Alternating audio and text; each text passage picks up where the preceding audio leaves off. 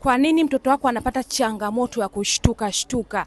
Napoongelea kushtuka, ina maana mtoto amelala lakini anashtuka, na ushtukaji wake anakuwa anajinyonga na tumbo linakuwa kama vile linavimba na kupata maumivu makali. Kuna kushtuka kwa kawaida kwa mtoto, lakini kuna kushtuka kwa ugonjwa. Napoongelea hapa leo ni kushtuka kwa ugonjwa.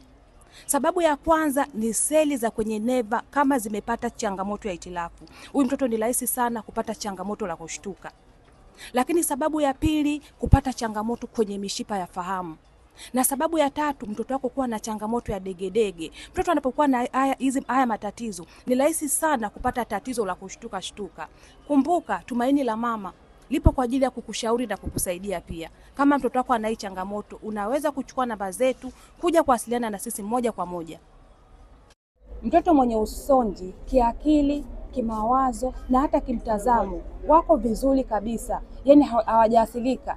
Lakini watoto hawa wameathirika kwenye ubongo, ile sehemu yao ya mawasiliano. Hivyo mzazi, ni vizuri mtoto wako akapata haki zake za msingi, ikiwemo elimu, kumshirikisha baadhi ya vitu ili kuacha kumtenga huyu mtoto na kuendelea kuboresha ubongo wa mtoto wako.